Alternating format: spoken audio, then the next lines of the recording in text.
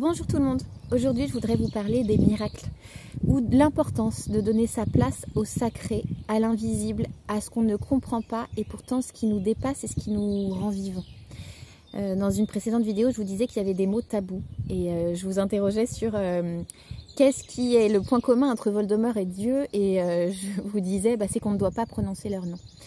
Et pourtant c'est une question qui revient souvent, beaucoup, en tout cas avec les ados, surtout dans ces temps-là qui peuvent être difficiles pour eux. Mais madame, pourquoi on vit? Il y a quoi après la mort?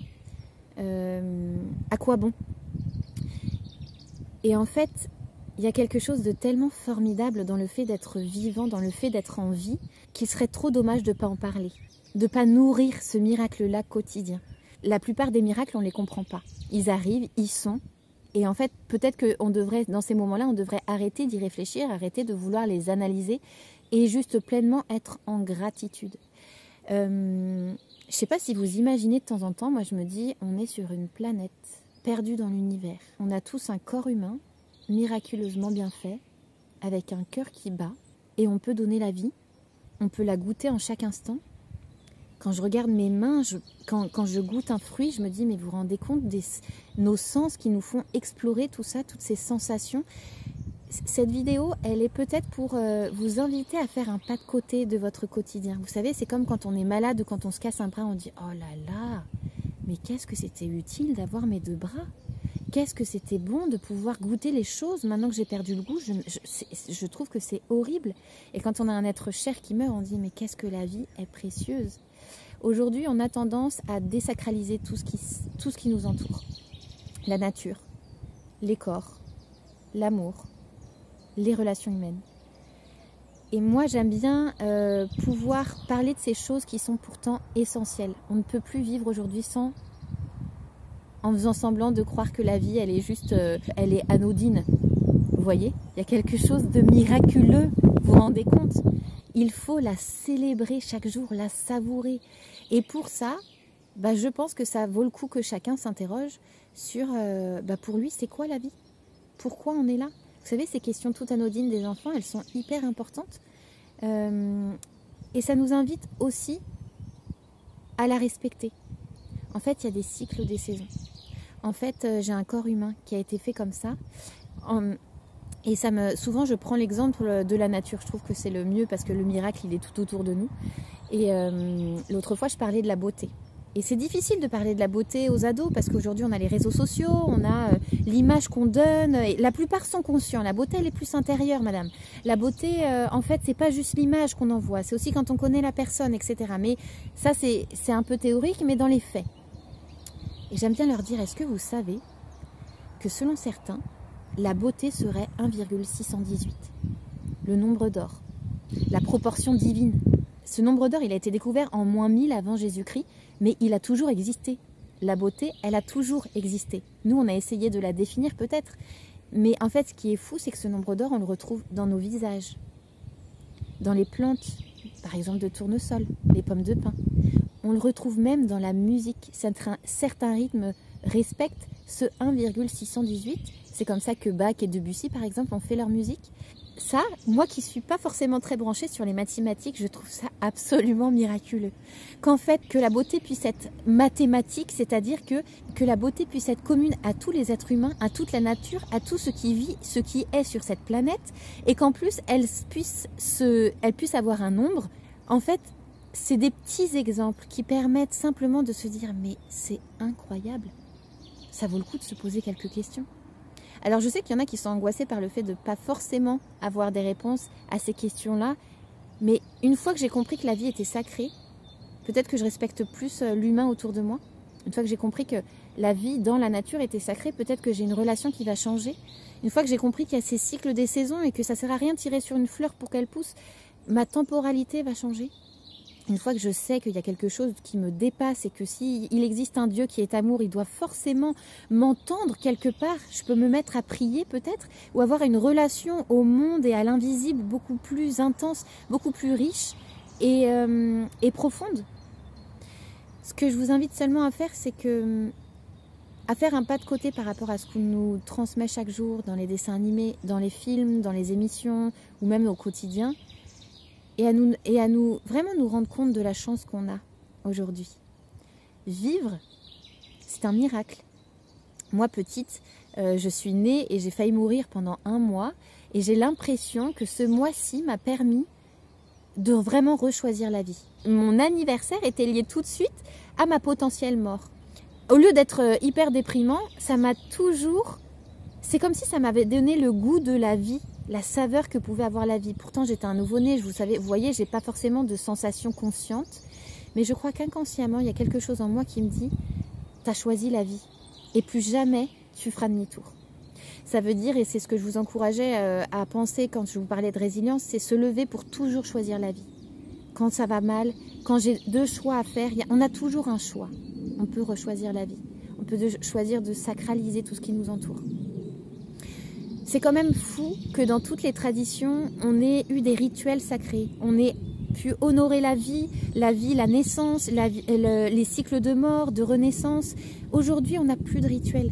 Tout ça disparaît. Je ne sais pas si vous connaissez la roue solaire et les 8 fêtes païennes avec les enfants dans l'école du Nouveau Monde, on les célèbre.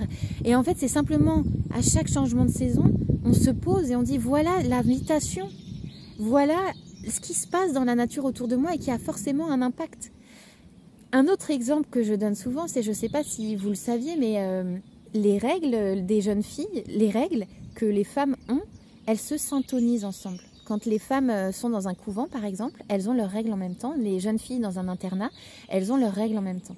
On dit aussi que les marées, les pleines lunes, ont des impacts sur les règles, mais aussi sur les enfantements et même sur les accidents. Et vous voyez qu'on ne peut plus faire comme si on était en dehors de la vie et de la nature.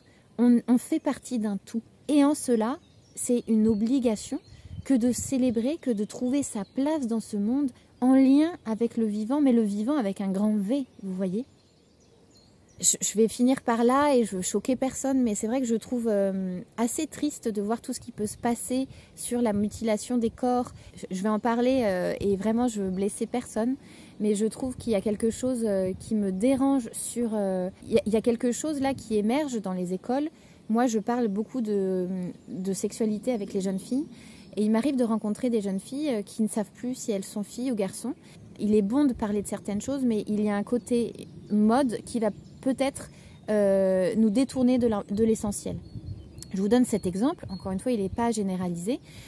C'était une jeune fille, donc nous on parle des règles, on parle des cycles, et puis elle me dit « Mais madame, je ne sais pas si ma place elle est là parce que moi je veux changer de sexe. » Et moi je lui dis « Mais est-ce que tu as tes règles? Parce que c'est de ça qu'on va parler, donc tu as toute ta place ici. » Donc elle me dit oui, et donc je ramène souvent moi au factuel. Tu es né avec quel sexe? On ne peut pas faire comme si on n'était pas né avec un sexe. Il y a le sexe féminin ou le sexe de la femme ou le sexe de l'homme. À partir de ça, ma physiologie, ce qui se passe dans mon corps, comme je vous disais, rien que la lune impacte sur les femmes et leur cycle féminin. Donc arrêtons de faire comme si cela n'existait pas. Et puis après, en creusant, alors il y avait beaucoup de bienveillance dans la classe, et puis à un moment elle nous dit vous voyez, moi je prends ma douche en t-shirt, je me regarde jamais dans la glace et je supporte pas être femme. Je ne remets pas en question la volonté de vouloir changer de sexe de manière générale, je dis juste que les adultes ont une responsabilité aujourd'hui parce que je ne comprends pas comment on peut décider ce genre de choses à 13 ans quand on n'a même pas accepté son corps féminin qui change. Il y a quelque chose de sacré dans le corps que nous avons. Je vous ai dit que c'était un corps miraculeux, je ne dis pas qu'il est facile à vivre pour tout le monde et qu'il n'y aura pas des choses à changer pour certains. Mais à partir du moment où on décide de mutiler des enfants, si on ne leur dit pas qu'en prenant certains médicaments, ils vont devenir des patients à vie, parce que sans ce médicament, ils ne pourront plus vivre de manière hormonale comme ils le souhaitent, là, il y a une irresponsabilité totale. Il est bon d'ouvrir les consciences, de parler de différentes choses, mais il est fou de penser qu'il n'y a pas un cadre et des choses à dire pleinement. Je vous parlais dans une autre vidéo des choses tabous. Là, je mets vraiment les pieds dedans. J'espère que je ne vais pas m'attirer les foudres d'Internet. Mais j'avoue que j'ai un peu de colère. Et là, je vais prendre ma posture d'intervenante et d'adulte qui intervient auprès des enfants. Et je laisserai personne me dire que ça n'a pas d'impact aujourd'hui sur les jeunes. Je constate une angoisse et un mal-être inédit. Je fais ce métier depuis 15 ans. Il y a des larmes et il y a des volontés de suicide et il y a des dépressions immenses parce que les adultes ne savent plus répondre aux enfants, leur donner un cadre et leur dire ce qui est important ou non. je vais vous le redire, la vie est sacrée. Le corps que nous avons est sacré, la nature est sacrée. Quand on n'est pas là pour le rappeler aux enfants, les accompagner justement, de manière bienveillante, mais aussi de manière sensée, réfléchie et responsable, nous sommes coupables. Arrêtons avec ce discours à la mode de fille ou garçon, peu importe. Est-ce que vous savez que dans les cours de collège, la question qu'on se pose c'est « toi tu te sens comment, plus fille ou garçon ?» Vous voyez là la problématique. Dans certains pays, on donne des hormones à des enfants qui ont 3 ans.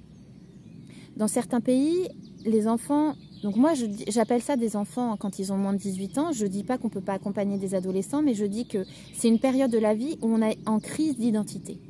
On ne sait pas qui on est. Pour les jeunes filles, notre corps, il change tout le temps. Les règles, elles ne sont pas régulières. Et je pense qu'il y a des actes qu'on ne peut pas réaliser sur des corps en transformation. Je ne dis pas qu'on ne peut pas aborder ces questions. Je ne dis pas qu'on ne peut pas en parler. Mais je trouve qu'il y a des choses dont on parle et qui ne sont pas du tout adaptées aux besoins de l'enfant et des adolescents. Je vais m'arrêter là, je ne vais pas en parler trop aujourd'hui, ce n'était pas le but, mais c'était aussi pour vous inviter à vous interroger. Qu'est-ce que vous pensez de ce sujet-là? Comment vous réagiriez autour de vous? Qu'est-ce qui vous paraît important? Il y a là, encore une fois, je n'interdis rien à personne. Je dis juste que si la vie est sacrée, ça vaut le coup quand même de se poser et d'interroger ce qu'on y fait. Ce qu'on fait à la nature, ce qu'on fait à nos corps, pourquoi, comment. Après, on verra bien. On verra bien tout ce qu'on va pouvoir mettre en place. Mais arrêtons de banaliser des choses qui sont inadmissibles. Arrêtons juste de dire comme si c'était totalement normal de se demander si on était plus fille ou garçon. On est avec un sexe.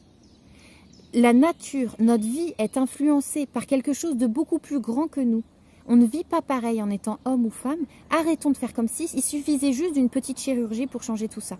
Allez vous renseigner sur les impacts qu'ont ces chirurgies et ces transformations au niveau physiologique, mais aussi au niveau psychologique auprès de ces jeunes-là. C'est catastrophique. On ne peut pas faire comme si les conséquences n'étaient pas dramatiques. Je vous en parle parce qu'on nous demande d'en parler dans les écoles. Et que je trouve que c'est complètement aberrant. Il y a des pays, je vous le dis, où non seulement on commence à donner des médicaments aux enfants, mais en plus on change les prénoms. Donc un jour on arrive et puis Julie, elle s'appelle Jacques et c'est censé être ok avec tout le monde. Ben non en fait. Pour tout le monde c'est perturbant. Pour les enfants, vous imaginez, il faut leur expliquer derrière. Ça a un impact psychologique. C'est pas parce que c'est invisible que ça n'a pas d'impact. Donc aujourd'hui c'est pour revenir un petit peu à quelque chose de joyeux, hein, parce que tout ça c'est joyeux, la vie c'est trop beau pour qu'on puisse l'acheter à la poubelle. Donc juste prenons conscience du miracle que nous sommes, vivants là comme on est. Et si jamais il y a quelque chose à l'intérieur qui ne va pas, par exemple oui, il y a des opérations qu'on doit faire pour aller mieux. Et ça c'est ok, mais prenons le temps d'y réfléchir et surtout n'allons pas trop vite avec des corps de jeunes adolescents qui sont en pleine transformation et en crise identitaire.